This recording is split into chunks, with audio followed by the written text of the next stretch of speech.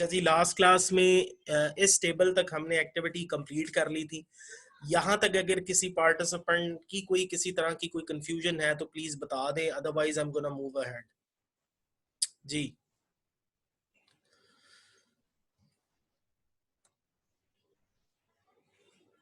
अच्छा जी, अब ये इस टेबल तक हमारे पास तकरीबन 4 स्टेप्स हमारे कंप्लीट हो चुके हैं और इस 4 स्टेप्स तक जी अबू जर अब बताएं। सर ये जो लास्ट लेक्चर हुआ है ये रिकॉर्ड होके वहाँ एलएमएस पे पड़ा है? नहीं, अच्छा हाँ ये मैं शेयर कर लूंगा आपसे, ठीक है। इसकी एक्टिविटी वो चलें ठीक। शाहजेब ने कही थी ईमेल कर दें, वो इंशाल्लाह मैं आज इसको फाइनल करके ना ईमेल कर दूंगा, ठीक है। एक्टिविटी चलें का जो डॉक्यूमेंट रेडी हुआ है ना, वो डॉक्यूमेंट भी ईमेल कर दूंगा, चलें ठीक है। ठीक होगी बात। अच्छा जी, अब ये टेबल तक हमने कंप्लीट कर ली थी। डिसाइड कर लिया था कि जेस्ट बर्गर के कितने यूनिट्स परचेज करने हैं और फ्रेंच फ्राइजेस के कितने यूनिट्स परचेज करने हैं, और कंपैरिजन भी हमने देख लिया था, मनी स्पेंट भी देख ली, लेफ्ट इनकम भी देख ली। यहाँ मैं टोटल सिर्फ मेंशन कर देता हूँ कि टोटल हमने कितनी अमाउंट स्पेंड की, it is 36 rupees. Left income हमारे पास कितनी है, 0। जेस्ट बर्गर के 6 यूनिट्स परचेज किए हैं, फ्रेंच फ्राइजेस के 2 यूनिट्स परचेज किए हैं। टोटल यूटिलिटी हमें 63.111 मिली है जी। इसके अलावा utility derived after consuming zest burger, actually हमने टोटल जेस्ट बर्गर के 6 यूनिट्स परचेज किए हैं।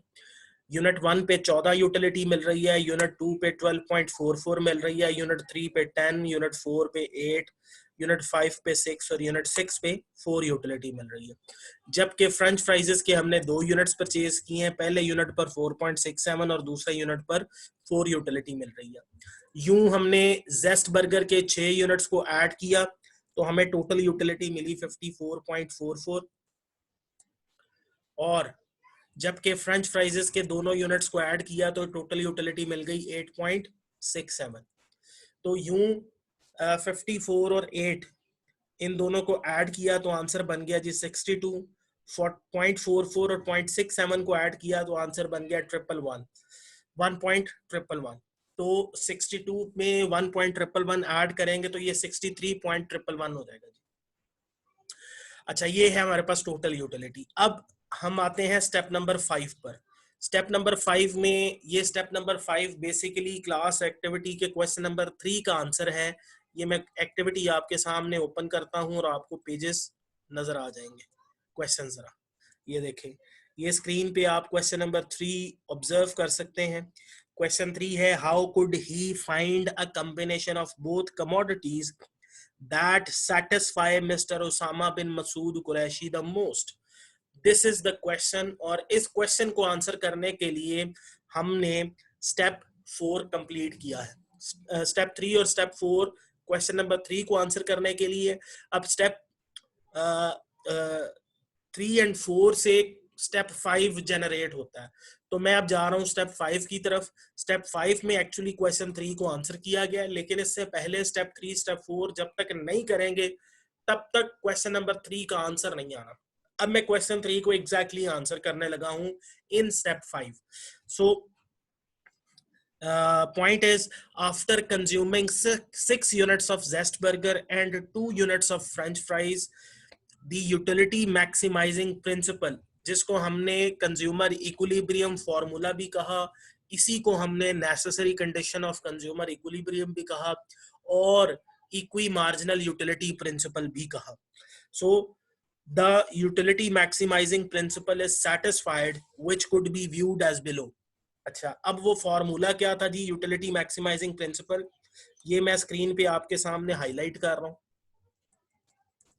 यूटिलिटी मैक्सिमाइजिंग प्रिंसिपल लिखा कहां पे हुआ जी, ये लिखा हुआ, ठीक है जी।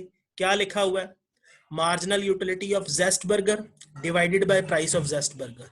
कहां पर जी, एट लास्ट यूनिट कंज्यूम्ड। किसके इक्वल है जी, marginal utility of French fries divided by price of French fries. कहां पर, एट लास्ट यूनिट कंज्यूम्ड। ये है हमारा utility maximising principle. Last unit of जेस्ट burger क्या है जी? 6th one. Last unit of जेस्ट burger कौन सा है जी? 6th one. और last unit of French fries कितना है जी? 2nd one. अच्छा, ये इनके लास्ट यूनिट जो हमने परचेज किए, यहाँ लेफ्ट इनकम हमारी क्या थी जी? 0 रुपीज। ठीक है जी। अच्छा, अब marginal utility of जेस्ट burger at last unit, ठीक है जी, वो क्या कितनी है जी? अच्छा, मार्जिनल यूटिलिटी, ये देखें जी स्क्रीन पे आपको अंदाजा हो जाएगा। मार्जिनल यूटिलिटी ऑफ जेस्ट बर्गर कौन से पॉइंट पर जी? 6ठे पॉइंट पर। ये है मार्जिनल यूटिलिटी ऑफ जेस्ट बर्गर का कॉलम, ये देखें। मार्जिनल यूटिलिटी ऑफ जेस्ट बर्गर कहां पर? 6ठे पॉइंट पर। कितनी है? 18। इसी तरह marginal utility of French fries कहां पर? 2nd यूनिट पे। ये आप देख सकते हैं, मार्जिनल यूटिलिटी ऑफ फ्राइज कहां पर? 2nd यूनिट पर। वो कितनी है? 18। तो ये जहन में रखें, मार्जिनल यूटिलिटी ऑफ जेस्ट बर्गर 6ठे पॉइंट पर 18 है, जबकि marginal utility of fries at 2nd unit consumed कितनी है? 18। तो अब जरा आ जाए फॉर्मूले पर, तो हम देखते हैं कि लास्ट यूनिट ऑफ जेस्ट बर्गर कितना है जी? 6ठा। Last unit of French fries कौन सा है जी? 2nd। तो marginal utility of जेस्ट burger divided by price of जेस्ट burger at last unit consumed. Last unit कौन सा है जी? 6ठा। 6ठे पर मार्जिनल यूटिलिटी ऑफ जेस्ट बर्गर है 18 और प्राइस ऑफ जेस्ट बर्गर कितनी है जी? 4.5। 18 divided by 4.5 equals 4। Marginal utility of French fries कहां पर? 2nd यूनिट पे, divided by price of French fries equals eight last unit consumed. ठीक होगी बात? तो आप देख सकते हैं फ्रेंच फ्राइजेस का लास्ट यूनिट कौन सा है? 2nd one. और 2nd पे मार्जिनल यूटिलिटी ऑफ फ्राइज कितनी थी? 18। इसको भी 4.5 पर डिवाइड किया और आंसर क्या आ गया जी? 4। 4.5 पर इसलिए डिवाइड किया है कि प्राइस ऑफ जेस्ट बर्गर भी 4.5 है और प्राइस ऑफ फ्रेंच फ्राइज भी 4.5 है। सो हमने क्या किया? 18 divided by 4.5 answer 4, 18 divided by 4.5 answer 4। तो यूं अब आप इस फॉर्मूले में, यूटिलिटी मैक्सिमाइजिंग प्रिंसिपल में ये वैल्यू सब्स्टिट्यूट करें तो आपके पास आंसर आ जाएगा जी कुछ इस तरह से।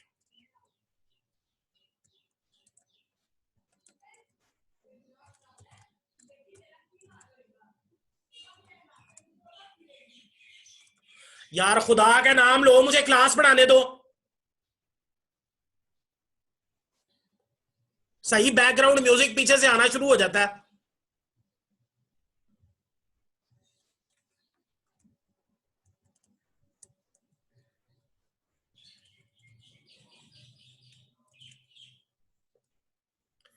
तो यूटिलिटी मैक्सिमाइजिंग प्रिंसिपल में मैंने ये फॉर्मूला सब्स्टिट्यूट किया। 18 डिवाइडेड बाय 4.5 इक्वल्स 18.4 डिवाइड, तो आप 18 डिवाइडेड बाय 4.5, सो आंसर आ गया 4 इक्वल्स 4। और यही हमारा क्या है? बेसिकली रिक्वायर्ड रिजल्ट है।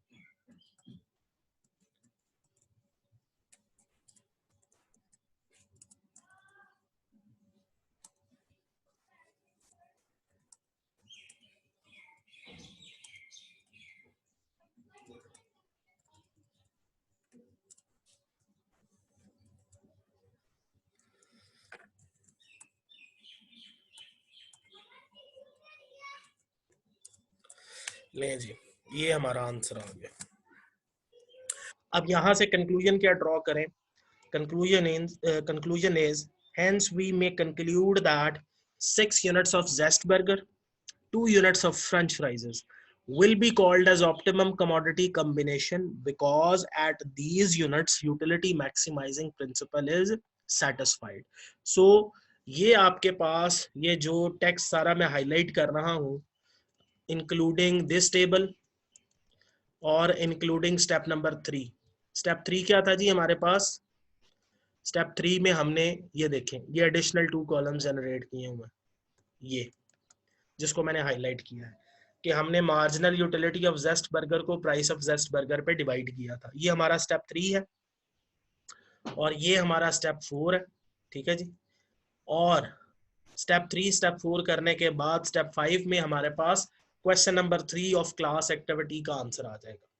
अब क्वेश्चन नंबर 4 है जी, वो है find out the utility maximum utility for mister Usama bin Masood Qureshi. और अब इस क्वेश्चन को आंसर करने के लिए वी हैव कंस्ट्रक्टेड स्टेप 6, और इसमें क्या है जी, मैक्सिमम यूटिलिटी की हेडिंग दी गई है और इसमें लिखा गया है as we know that a utility will be called as maximum utility if utility maximising principle is satisfied here. Utility maximum utility उस जगह पे हमें हासिल होगी जहां पर यूटिलिटी मैक्सिमाइजिंग प्रिंसिपल सेटिस्फाइड हो जाए। In present case utility maximising principle is satisfied therefore. अच्छा, प्रेजेंट केस में यूटिलिटी मैक्सिमाइजिंग प्रिंसिपल सेटिस्फाइड हो गया है। कैसे हुआ जी, ये आप देख सकते हैं। Marginal utility of जेस्ट burger divided by price of जेस्ट burger at last unit consume, और इसका भी marginal utility of French fries divided by price of French fries at last unit consumed. 18 divided by 4.5 equals 18 divided by 4.5, और answer आ गया जी 4. Hence, utility maximizing principle is satisfied after consuming 6 units of zest burger and 2 units of French fries.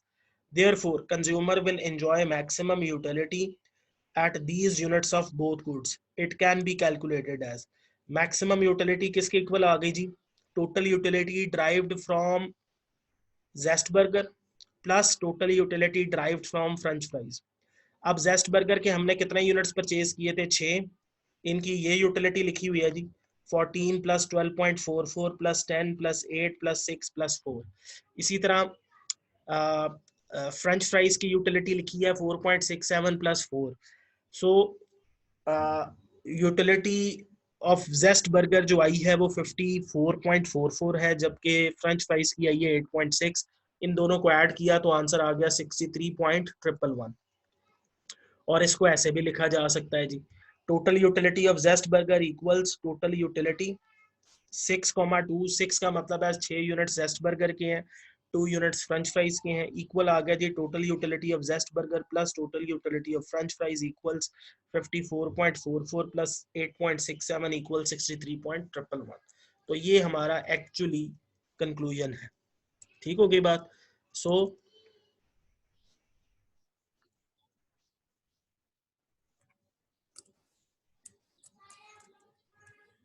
ये हमारा conclusion आ गया और ये हमारी class activity के सारे क्वेश्चंस यहाँ तक कंप्लीट हो गए।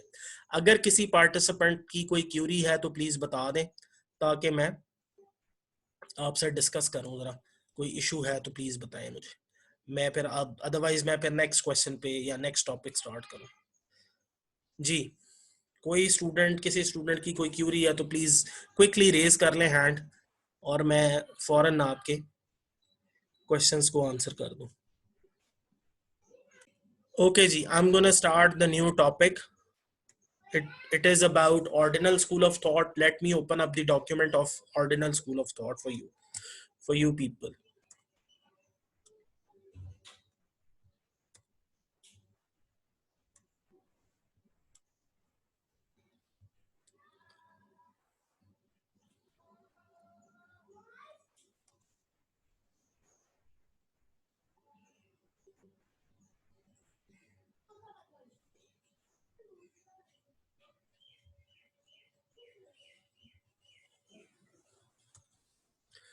Okay, ji.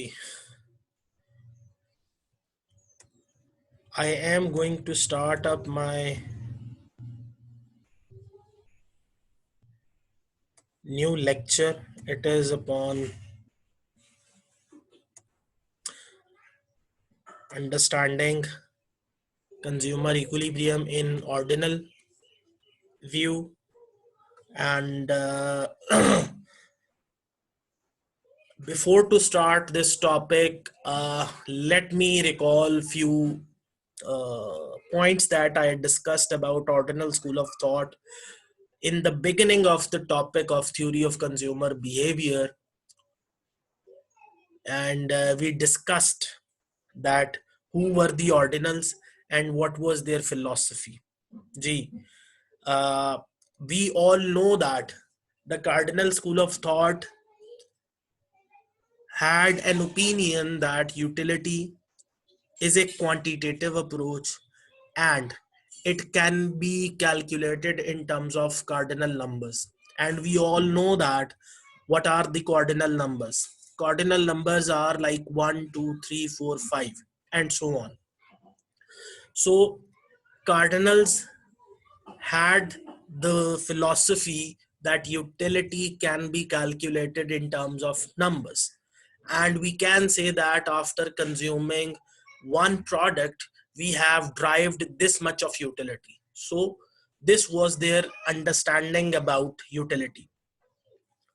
However, according to ordinal school of thought, the major criticism upon classical or cardinal view of consumer equilibrium, that the how a consumer of cardinals can calculate utility in terms of numbers. Does consumer has or consumer have utilometer, any measuring rod, any device that can calculate utility in terms of number? I guess according to ordinals, no consumer of classical uh, era had any type of device that can calculate utility in terms of numbers.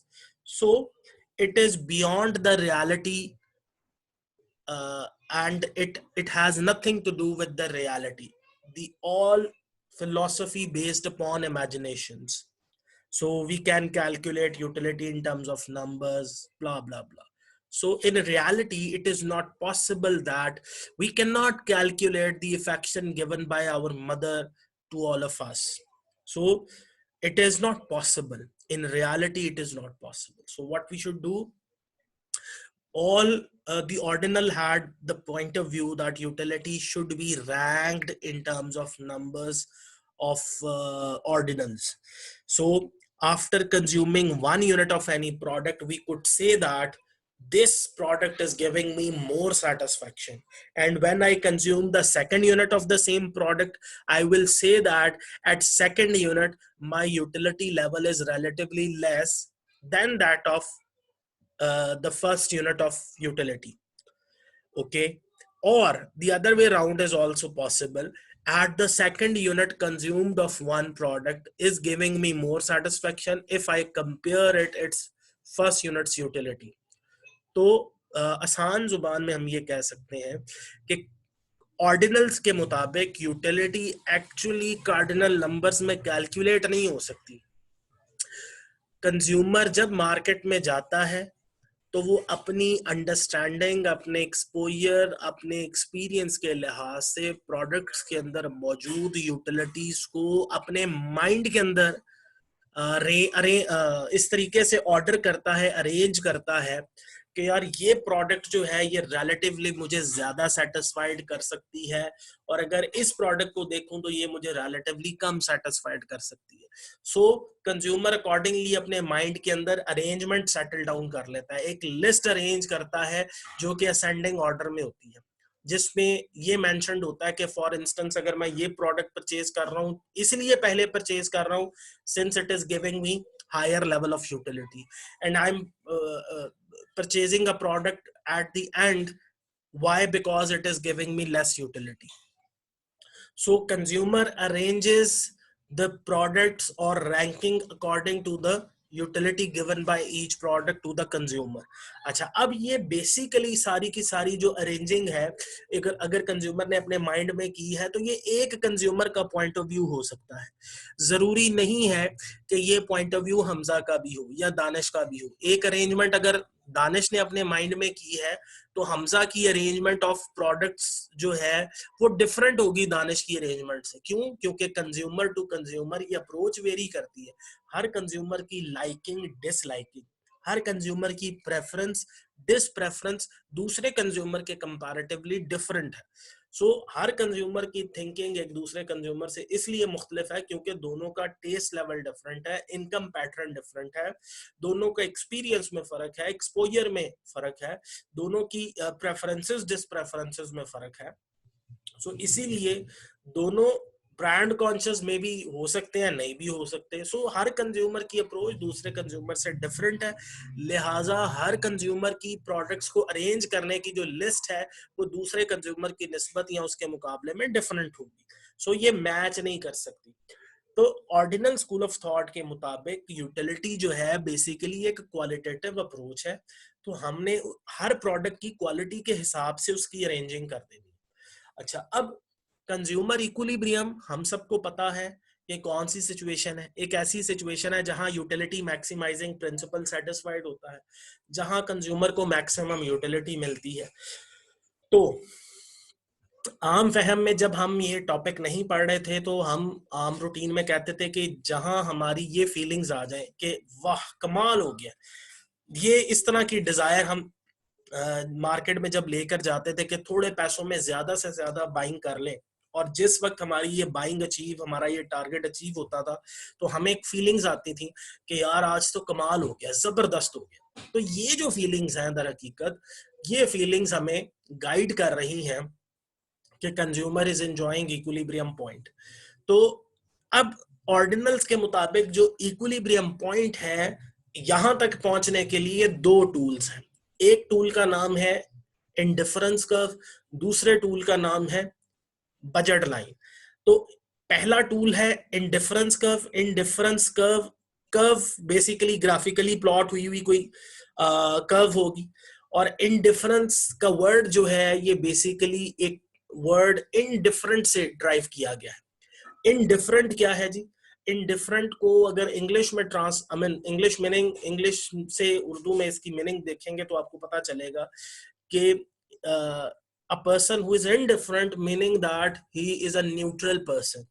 So वो neutral है, वो biased नहीं है, वो unbiased person है। मतलब वो किसी एक की तरफ ज्यादा इंक्लाइंड नहीं होता, यानी उसका बैलेंस्ड रवैया होता है।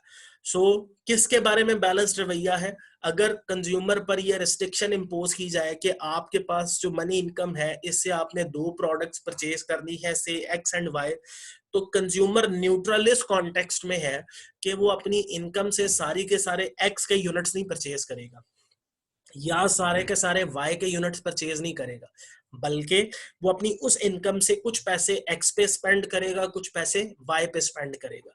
लेकिन इस एक्सपेक्टेशन के साथ कि चूंकि वो एक प्रोडक्ट को लाइक कर रहा होगा तो उसके ज्यादा यूनिट्स बाय कर रहा होगा, एक प्रोडक्ट को डिसलाइक कर रहा होगा या डिसप्रेफर कर रहा होगा तो वो उसके कम यूनिट्स परचेज करेगा।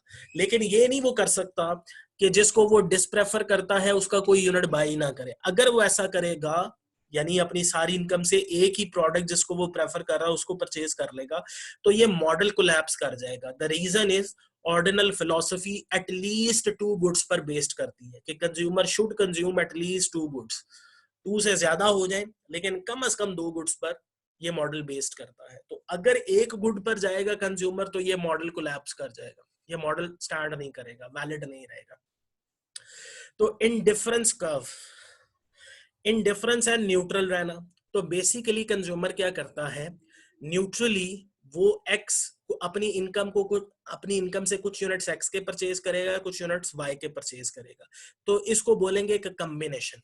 तो अगर उस इनकम से मैं डिफरेंट कॉम्बिनेशंस की पॉसिबिलिटी बना लूं, फर्ज करें 10,000 रुपया मेरे पास है, 10,000 में मेरे पास पॉसिबिलिटी है कि उससे मैं एक यूनिट एक्स का परचेज कर लूं जिसको मैंने डिसप्रेफर किया और इसके मैंने सबसे कम यूनिट्स परचेज किए, और वाई के मैं फर्ज करें 18 यूनिट्स परचेज कर लूं। तो वाई चूंकि मैं प्रेफर कर रहा हूं इसीलिए मैंने वाई के ज्यादा यूनिट्स परचेज कर लिए। तो एक मेरे पास कॉम्बिनेशन की पॉसिबिलिटी है, कॉम्बिनेशन ए। पॉसिबिलिटी क्या है जी?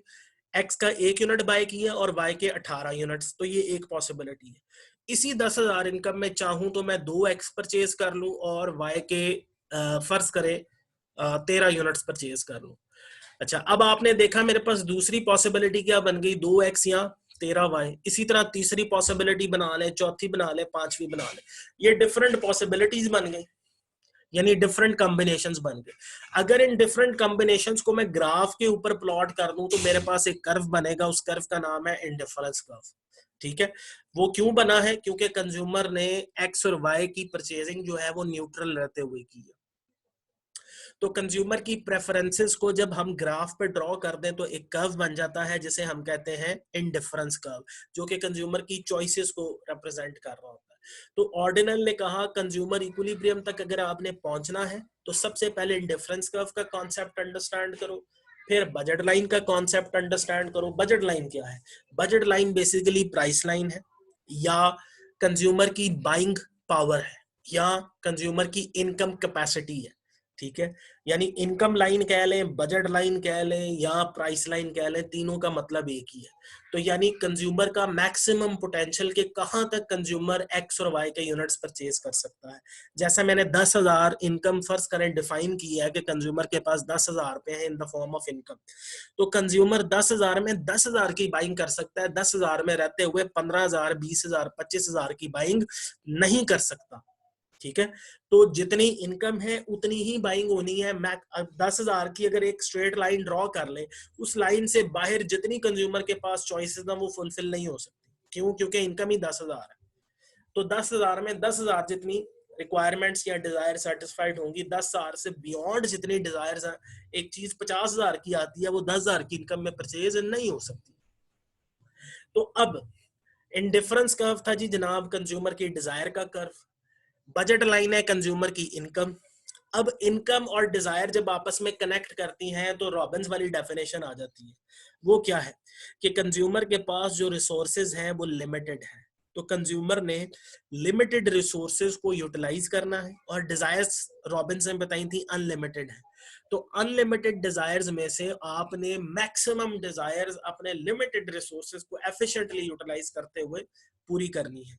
तो जहां लिमिटेड रिसोर्सेज से अनलिमिटेड डिजायर्स की मैक्सिमम डिजायर्स आप अचीव करने में सक्सेसफुल हो जाए, तो रॉबिन्स के मुताबिक consumer is enjoying maximum utility point. ठीक हो गई बात? तो कंज्यूमर जो है वो इकोनॉमिक्स की डेफिनेशन को सेटिस्फाइड भी कर रहा है और मैक्सिमम यूटिलिटी भी इंजॉय कर रहा है। और कंज्यूमर इक्विलिब्रियम पॉइंट के मुताबिक कंज्यूमर इक्विलिब्रियम भी यानी पॉइंट ऑफ सैचुरेशन भी कंज्यूमर के लिए यहीं पर अचीव हो जाएगा। सो अब मैं सबसे पहले इंडिफरेंस कर्व का कॉन्सेप्ट इंट्रोड्यूस करता हूं आपके सामने। This idea started in 1881 when British economist Francis Edgeworth introduced the concept of indifference curve. अब इंडिफरेंस कर्व क्या है? The first tool of consumer equilibrium in ordinals view. अच्छा, फॉर द फर्स्ट टाइम किसने introduce करवाया जी? British economist था Francis Edgeworth. कब introduce करवाया जी? 1881 में। फिर इस कॉन्सेप्ट में कुछ सर्टेन मॉडिफिकेशंस हुई, चूंकि इनिशियल वर्जन था, डेफिनेटली इसमें वीकनेसेस थी। इन वीकनेसेस को इंप्रूव किया इटालियन इकोनॉमिस्ट प्लेटो ने, और फाइनली ये कॉन्सेप्ट 1930 के अंदर जे.आर. हिक्स और आर.जी.डी. एलन इन दोनों ने मिलके इसको कंप्लीट कर दिया। अब जो व्यू मैं आगे डिस्कस करूंगा ये कंप्लीट वर्जन है, और इसको आर.जी.डी. एलन और जे.आर. हिक्स ने इंट्रोड्यूस करवाया हुआ 1930 के अंदर। अच्छा, अब इंडिफरेंस कर्व को पढ़ने से पहले चंद एक अजम्पशंस हैं जी इस पूरे मॉडल की भी और इंडिफरेंस कर्व की भी, जो कि समझना बहुत जरूरी है। सबसे पहली अजम्पशन है जी कंज्यूमर इज रैशनल। इसका मतलब क्या है? Why consumer is called rational consumer? Consumer इसलिए रैशनल है कि कंज्यूमर बेसिकली उसको पता है उसके पास पॉकेट में इनकम कितनी है। कंज्यूमर को ये भी पता है जिस प्रोडक्ट को मैं बाय करने जा रहा हूं उसकी मार्केट में प्राइस क्या है। कंज्यूमर को ये भी पता है कि जिस मार्केट से मैं प्रोडक्ट बाय करने जा रहा हूं यहाँ पर इस प्रोडक्ट की सप्लाई डिमांड क्या चल रही है। सो कंज्यूमर किसी सूरत में मार्केट से एक्सप्लॉइट नहीं होगा। तो कंज्यूमर को मार्केट की अवेयरनेस है, इंफॉर्मेशन है, और अपने हालात का भी उसको बेहतर पता है। So consumer is rational. Number 2, utility depends upon the consumption of two goods. Consumer basically यहाँ पर जो यूटिलिटी फंक्शन यूज कर रहा है वो क्या है जी? u is a function of x, y। इसका मतलब क्या है कि हम सिर्फ और सिर्फ x परचेज करके यूटिलिटी ड्राइव्ड नहीं कर सकते, या सिर्फ और सिर्फ y परचेज करके यूटिलिटी ड्राइव नहीं कर सकते। सो हमें x और y दोनों परचेज करने हैं तब जाके हमें यूटिलिटी मिलेगी। सिर्फ ux या uy हमें नहीं रिक्वायर्ड, हमें ux, y रिक्वायर्ड है। ठीक है, यानी हमने यूटिलिटी जो इंजॉय करनी है वो एक्स और वाई को कंज्यूम करके, इकट्ठे कंज्यूम करके करनी है। ये नहीं करना कि सिर्फ इनकम को एक्स या वाई में से किसी एक पर एलोकेट करके यूटिलिटी ड्राइव करे, तो वो मॉडल कोलैप्स करेगा। सो कंज्यूमर, जो जिस कंज्यूमर के बारे में हम पढ़ रहे हैं, वो कंज्यूमर बेसिकली अपनी यूटिलिटी को एक्स और वाई को कंज्यूम करने के बाद हासिल करता है। तीसरी बात, चूंकि कंज्यूमर रैशनल है और अपने माइंड के अंदर वो अरेंजमेंट करता है कि प्रोडक्ट 1 से मुझे सेटिस्फेक्शन ज्यादा मिल रही है इसीलिए रैंकिंग में सबसे ऊपर है, और प्रोडक्ट 2 से मुझे सेटिस्फेक्शन कम मिल रही है इसीलिए रैंकिंग में ये पॉइंट नंबर 2 पर है। सो रैंकिंग ऑफ द यूटिलिटी का कॉन्सेप्ट है यहाँ पर, यहाँ कैलकुलेशन ऑफ यूटिलिटी का कॉन्सेप्ट नहीं है। सो हम ऑर्डिनल नंबर्स जो है ना, first, second, third, fourth, fifth, इसके मुताबिक रैंकिंग करेंगे असेंडिंग ऑर्डर में। ठीक है जी, कि प्रोडक्ट 1 जो है इस पे हमें ज्यादा सेटिस्फेक्शन मिल रही है इसीलिए रैंकिंग में सबसे टॉप पे, और एक प्रोडक्ट जिसमें हमें सेटिस्फेक्शन कम मिल रही है इसीलिए रैंकिंग में वो नीचे है। सो रैंकिंग ऑफ द यूटिलिटी का कॉन्सेप्ट है। फिर अजम्पशन नंबर 4 है जी, प्रेफरेंसेस और डिसप्रेफरेंसेस। ये बात मैंने स्टार्ट में एक्सप्लेन की कि प्रेफरेंसेस का मतलब क्या है। कंज्यूमर अगर किसी चीज को प्रेफर करता है तो इसका मतलब क्या है, वो उसके ज्यादा यूनिट्स परचेज करेगा। अगर वो किसी को डिसप्रेफर करता है, डिसप्रेफर का हरगिज मतलब ये नहीं है कि आप उसकी परचेजिंग नहीं करेंगे, परचेजिंग करेंगे लेकिन उसके लेस यूनिट बाय करेंगे। मिसाल के तौर पे अगर एक्स और वाई की बात की जाए, तो अगर मैं एक्स का 1 यूनिट बाय कर रहा हूँ, इससे मेरा ये जाहिर होता है कि मैं एक्स को डिसप्रेफर कर रहा हूँ इसीलिए उसके कम से कम यूनिट्स बाय किए। और वाई के मैंने 18 यूनिट्स परचेज किए थे, तो ये जाहिर कर रहा था कि मैं चूंकि वाई को ज्यादा प्रेफर कर रहा हूँ इसलिए मैंने उसके ज्यादा से ज्यादा यूनिट्स बाय किए। तो प्रेफरेंसेस और डिसप्रेफरेंसेस का मतलब क्या है कि कंज्यूमर जिस प्रोडक्ट को ज्यादा प्रेफर करेगा उसके ज्यादा यूनिट्स बाय करेगा, जिसको डिसप्रेफर करेगा उसके कम यूनिट बाय करेगा। ये नहीं वो कंज्यूमर कर सकता कि जिसको वो डिसप्रेफर कर रहा है उसके 0 यूनिट्स बाय कर रहा। तो प्रेफरेंसेस में ज्यादा यूनिट्स बाय करने हैं, डिस प्रेफरेंसेस में कम यूनिट्स बाय करने हैं। फिर अजम्पशन नंबर 5 है जी, goods are divisible. Goods are divisible का मतलब क्या है कि हम ऐसे कंज्यूमर के बारे में पढ़ रहे हैं जो एक्स और वाई वो प्रोडक्ट्स परचेज करता है जिसके सब यूनिट्स मार्केट में अवेलेबल होते हैं। डिविजिबल का मतलब क्या है, डिवाइडेबल। ऐसे यूनिट्स जो जिसके सब यूनिट्स यानी छोटे यूनिट्स मार्केट में अवेलेबल। मिसाल के तौर पे मुझे आधा किलो चीनी चाहिए, तो मैं बाजार जाऊं और मुझे दुकानदार ये कहे कि जनाब 50 किलो का पैकेट ही मिलेगा, आधा किलो चीनी नहीं मिलेगी, तो मेरे लिए वो 50 किलो का पैकेट किस काम का। ठीक है, द रीजन इज कि मेरी रिक्वायरमेंट हाफ के जी है, तो अगर मुझे हाफ के जी चीनी नहीं मिलती तो फिर मेरे लिए ये प्रोडक्ट यानी बेहतर नहीं है। सो हम ऐसी प्रोडक्ट्स की बात कर रहे हैं जो डे टू डे लाइफ के अंदर एप्लीकेबल है, आम कॉमन कंज्यूमर के लिए वो प्रोडक्ट्स मार्केट में अवेलेबल है। अब एक बंदा मार्केट में जाके कहता है जी मुझे 1 किलो गोश्त दे दो, तो दुकानदार कहे जी मैं आपके लिए पूरी गाय ज़िबानी कर सकता, लेनी है तो पूरी गाय ले जाओ, 1 केजी गोश्त नहीं मिलेगा आपको। सो हमारे लिए वो गाय कंप्लीट जो है ना, तो हमारी इतनी बाइंग पावर है और वो हमारे लिए यूजफुल भी नहीं है। ठीक है, तो लिहाजा हम ऐसी प्रोडक्ट को क्या करेंगे जिसके सब यूनिट्स हमारे लिए अवेलेबल ही ना हो। तो हमने ऐसी प्रोडक्ट के बारे में पढ़ना है जिसके सब यूनिट्स मार्केट में अवेलेबल हो। तो यूटिलिटी फंक्शन में एक्स और वाई कंज्यूमर ने वो 2 प्रोडक्ट्स ली हैं जो डे टू डे लाइफ के अंदर अवेलेबल है।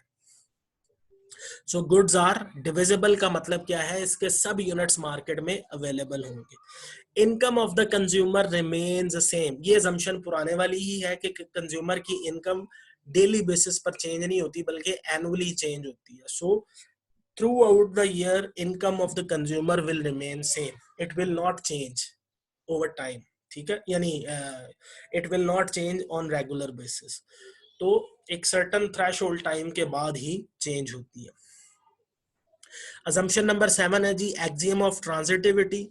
axiom of transitivity का क्या मतलब है जी, अगर मैं 3 कॉम्बिनेशंस बनाऊं ए बी सी और इनकी रैंकिंग करूं कि ए सबसे ज्यादा बेहतर कॉम्बिनेशन है लिहाजा टॉप पे है, बी सेटिस्फेक्शन मुझे कम करता है रैंकिंग में दूसरे नंबर पे, और सी कॉम्बिनेशन ऐसा कॉम्बिनेशन है जिसपे मुझे सेटिस्फेक्शन पहले दोनों कॉम्बिनेशन ए और बी की निस्बत कम मिलती है, लिहाजा रैंकिंग में तीसरे नंबर पे है। सो मैंने 3 कॉम्बिनेशंस बनाए, ए बी और सी, रैंकिंग के यानी इनकी सेटिस्फेक्शन के हिसाब से मैंने इनको रैंक कर दिया। ए पर चूंकि मुझे सबसे ज्यादा सेटिस्फेक्शन मिल रही थी, रैंकिंग में ऊपर चला गया। बी पर सेटिस्फेक्शन कम मिल रही है, रैंकिंग में दूसरे नंबर पे आ गया। सी पर सेटिस्फेक्शन उससे कम मिल रही है, रैंकिंग में तीसरे नंबर पे आ गया। तो जब मैंने ए बी और सी को कंपेयर किया तो पता चला ए पर सेटिस्फेक्शन बी की निस्बत बेहतर है, लिहाजा A is superior to B, and B पर सेटिस्फेक्शन सी की निस्बत ज्यादा है, लिहाजा B is superior to C. तो ये अंडरस्टूड है कि फिर ए सी से सुपीरियर है। जब ए बी से सुपीरियर है और बी सी से सुपीरियर है, तो ट्रांजिटिविटी ये गाइड करती है कि ए सी से भी सुपीरियर है, डेफिनेटली। इसी तरह आप 100 कॉम्बिनेशंस बना ले, जो सबसे टॉप पे कॉम्बिनेशन होगा वो सबसे बॉटम वाले कॉम्बिनेशन से बेहतर होगा। ठीक है, जब ए बी से बेहतर है, बी सी से बेहतर है, सी डी से बेहतर है, डी ई से बेहतर है, तो अंडरस्टूड है कि ए ई से बेहतर है। क्यों? क्योंकि ई सबसे बॉटम पे है, लिहाजा उस पे लेवल ऑफ सेटिस्फेक्शन सबसे कम है। हम असेंडिंग में अपनी प्रेफरेंसेस को अरेंज कर रहे हैं। फिर है जी एक्सियम ऑफ कंसिस्टेंसी। कंसिस्टेंसी का मतलब क्या होता है कि कंज्यूमर कंसिस्टेंट है। अगर एक दफा कंज्यूमर ने ये कह दिया कि कॉम्बिनेशन ए पर मुझे सबसे ज्यादा सेटिस्फेक्शन मिलती है, तो फ्यूचर में वो कभी ये नहीं कहेगा कि सी पर, चूंकि पहले वो अगर ये कह रहा है कि सी पे मुझे कम सेटिस्फेक्शन मिलती है, तो फ्यूचर में ये नहीं कहेगा कि सी पे मुझे सबसे ज्यादा सेटिस्फेक्शन मिलती है। आज कंज्यूमर ने अगर ये कॉस्ट एंड बेनिफिट एनालिसिस करने के बाद डिसाइड किया है कि कॉम्बिनेशन ए जो है ये सबसे ज्यादा सुपीरियर है। क्यों सुपीरियर है? क्योंकि ए पर आपके कॉस्ट एंड बेनिफिट करने के बाद पता चला सबसे ज्यादा बेनिफिट्स आपको ए पे मिलते हैं। तो सबसे ज्यादा बेनिफिट्स ए पे मिल रहे हैं, तभी आपने रैंकिंग में उसको सबसे टॉप पे रखा है। ठीक है, और सबसे कम बेनिफिट्स कॉम्बिनेशन सी पे मिल रहे हैं, फर्ज कर लें, तो इसीलिए रैंकिंग में सबसे बॉटम पे है। तो फिर फ्यूचर में आप ये नहीं कह सकते कि चूंकि इस पे सबसे कम बेनिफिट्स है, लिहाजा रैंकिंग में मैं इसको सबसे ऊपर ले जाऊंगा। कंज्यूमर रैशनल है, कंज्यूमर कंसिस्टेंट है, कंज्यूमर वाइज है। तो वो जब एक दफा अपना डिसीजन करता है तो वो उस डिसीजन के साथ कंसिस्टेंट रहता है। कंज्यूमर कभी भी अपने डिसीजंस को रिवर्ट नहीं करता, कंज्यूमर कभी भी अपने डिसीजंस को रिव्यू नहीं करता। द रीजन इज कि कंज्यूमर रैशनल है। अच्छा, अगर वो इरैशनल था, अगर वो रिव्यू करेगा, इसका मतलब है कंज्यूमर रैशनल नहीं है, उसने पहले कॉस्ट एंड बेनिफिट एनालिसिस नहीं किया। अगर कॉस्ट एंड बेनिफिट एनालिसिस नहीं किया तो जो डिसीजन उसने पहले किया वो गलत डिसीजन था, लिहाजा कंज्यूमर रैशनैलिटी अजम्पशन को फॉलो नहीं कर रहा। तो रैशनैलिटी अजम्पशन जो है वो कंज्यूमर को रिस्ट्रिक्ट कर देती है कि आपने स्ट्रिक्टली कॉस्ट एंड बेनिफिट वाली अजम्पशन को फॉलो करते हुए कंज्यूमर ने प्रोडक्ट्स की रैंकिंग इस तरीके से करनी है कि पता चले कि जिस प्रोडक्ट पर रिलेटिवली बेनिफिट्स रिलेटिव कॉस्ट के कंपैरेटिवली ज्यादा है, तो कंज्यूमर रैंकिंग में सबसे टॉप पर उस कॉम्बिनेशन को रखेगा। कंज्यूमर कभी भी अपनी चॉइसेस को इरैशनैलिटी बेस्ड अरेंज नहीं करता। ठीक है, तो इसलिए कंज्यूमर कंसिस्टेंट भी है, रैशनल भी है और वाइज भी है। तो कंज्यूमर कभी भी इनकंसिस्टेंट चॉइसेस अरेंज नहीं करता। जो कंज्यूमर ने चॉइसेस अरेंज की हैं, कंज्यूमर हमेशा अपनी उन चॉइसेस के बारे में कंसिस्टेंट रहेगा। ठीक है, कंज्यूमर कभी भी अपनी चॉइसेस को रीथिंक नहीं करेगा, रिवाइज नहीं करेगा, रिव्यू नहीं करेगा। तो अब मैं इन अजम्पशन नंबर 8 को दोबारा पढ़ देता हूं आपके लिए। Axiom of consistency, this means that if consumer says combination A gives him more satisfaction than combination B and C, then in future the consumer will never say that combination B and C give him more satisfaction than combination A, as he is rational and consistent in his choices. I hope कि ये बात आपको समझ आ गई होगी। अभी तक मैंने जितनी डिस्कशन की है इससे रिलेटेड अगर आपकी कोई क्यूरी है तो प्लीज रेज योर हैंड, और मैं किसी एक क्यूरी को हैंडल करके फिर आगे चलूंगा। इंडिफरेंस, आगे मेरी इंडिफरेंस कर्व की डेफिनेशन है, तो मैं आगे फिर इंडिफरेंस कर्व की डेफिनेशन पर चलूंगा। अगर यहाँ तक मेरी डिस्कशन के अंदर कोई बात आपने पूछनी है किसी अजम्पशन से रिलेटेड या ऑर्डिनल व्यू से रिलेटेड, तो please raise your hand quickly. शाबाश जी, कोई क्यूरी नहीं? Should I move forward?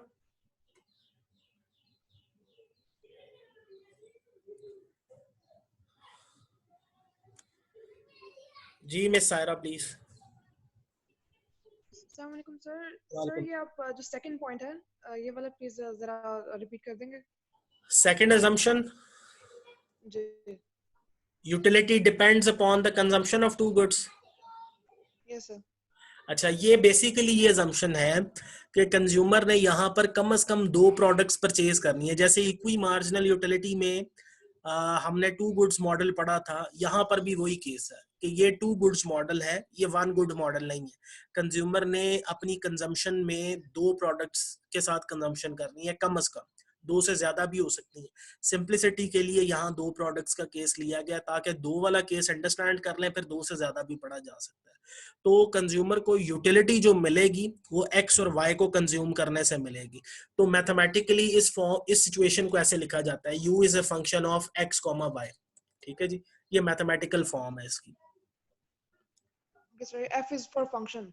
f is for function, इसका मतलब है u is basically depend, u कहां से आएगा, इसको अगर ट्रांसलेट करें ना तो u इक्वल्स आगे फंक्शन है। फंक्शन का मतलब है कि u डिपेंड कर रहा है x और y की कंजम्पशन पे। x कंज्यूम करोगे तो यूटिलिटी मिलेगी ux, y कंज्यूम करोगे तो यूटिलिटी मिलेगी uy। ठीक है, तो यहां मैं लिख देता हूं, after consuming x consumer will extract utility ux। इसको बेस में लिखना है, मैं भी करता हूं, एंड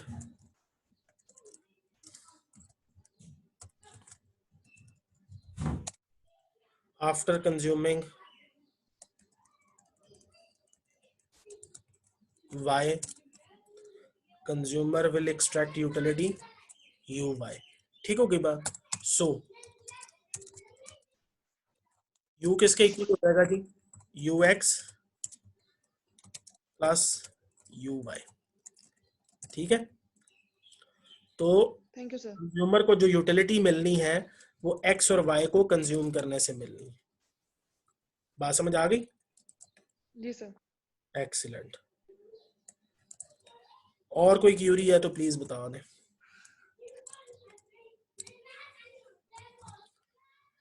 जी, और किसी पार्टिसिपेंट की कोई क्यूरी है तो प्लीज बता दें।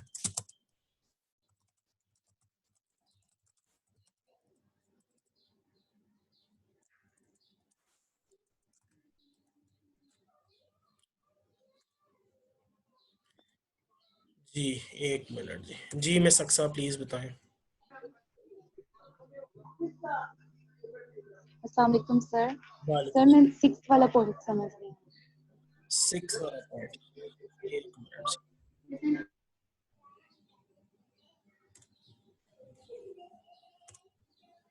अच्छा जी, छठा पॉइंट है जी, income of the consumer remains same.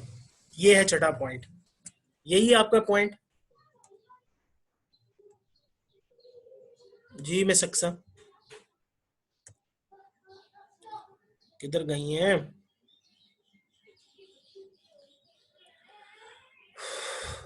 Miss सक्सा, रेज योर हैंड।